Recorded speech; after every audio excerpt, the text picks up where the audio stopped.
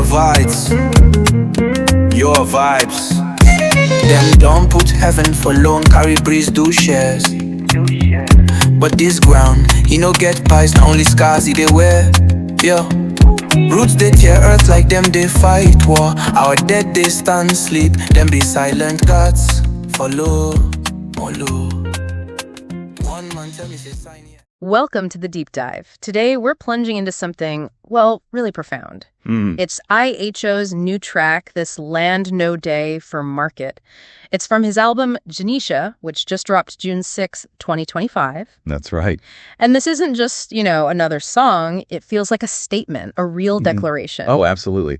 The promotional material we saw calls it a poetic declaration of war against the erasure of ancestral roots. So, yeah, powerful stuff. Okay, so our mission today is kind of unpack that.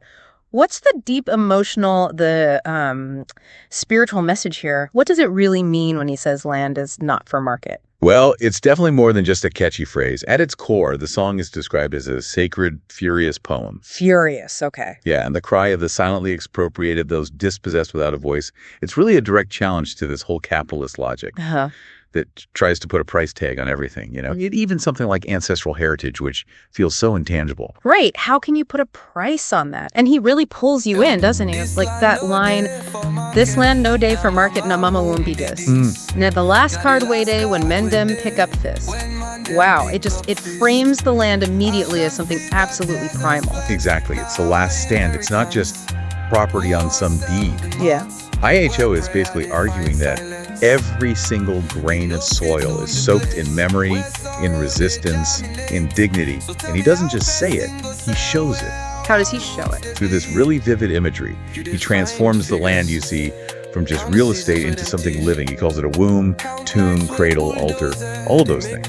That imagery is incredibly striking. When he talks about lines cutting like a machete through occupied land, or you hear about bulldozers, you can almost picture it. You can. It's visceral. But he doesn't just mourn it. He fights back with words, right? Yeah. He confronts the destruction head on. That's what's so powerful. He sets up these contrasts. Yeah. Like, okay, a developer might come along and say, gold day under stone, pointing to potential profit. Standard justification, yeah. Right. But then IHO counters immediately. He shows Papa Gravy, hold staff, name and bone. It's this direct clash. Economic value versus this deep ancestral spiritual value. There's no comparison in his eyes. And that lament for nature, too. Dem swap forest with cough, cough cement. Yeah, cough, cough cement. It's brilliant phrasing. It really is. It's not just concrete. You feel the pollution, the sickness of it, replacing something living. And then money chop, voice of grass, now even tree day lament. It paints this picture of a spiritual battle. It absolutely is. A spiritual battle for the land itself. And when he says, hear my mama plait her white hair into soil, it's not just land anymore. No. It's a story. It's ancestry. It's almost like an invocation, a prayer. And it forces you to ask, can something that deeply woven into identity and memory, can that ever actually be for sale? Which seems to be his whole point. So IHO here, he's more than just a musician, isn't he? The source material calls him a griot of the 21st century and an ecological prophet. That's right. He's positioned very intentionally. So how does that identity, that role, shape this message? Well, think about what a griot is. Traditionally, a storyteller, historian, the keeper of culture in West Africa. Right. So he's taking on that mantle. He's a warrior of words, defending the land like you'd defend your own mother. He uses plain language, the people's language, but weaves in ancestral breath, the pulse of the soil, even the cries of the unborn. It's profound. So the music isn't really about topping charts or getting radio play. Not the primary goal, no.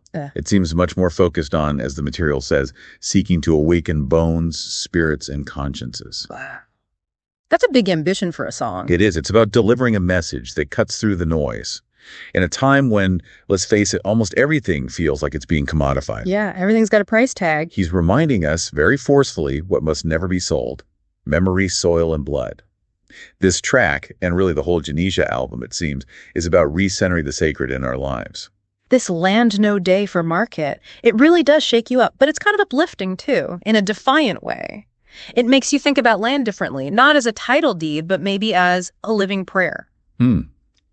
That's a good way to put it. It really shows how art can carry these huge essential messages, reminding us that some things just They have a value far beyond any market price. Absolutely. So maybe the question for you listening is this. In your own life, what are those things? Those maybe intangible truths or deep memories or sacred places for you. Maybe it's a family story, a tradition. Mm-hmm. What are the things that for you should just never, ever be for sale? And maybe how do you protect them? How do you keep them safe in a world that seems determined to commodify absolutely everything? Something to think about. I picking them, I go drop this word like fire. Land no get pricey, they carry so it here like wire. Waiting it cost, na blood, na dreams, na calendar we write. And nobody go sell the shade where walk goes the light.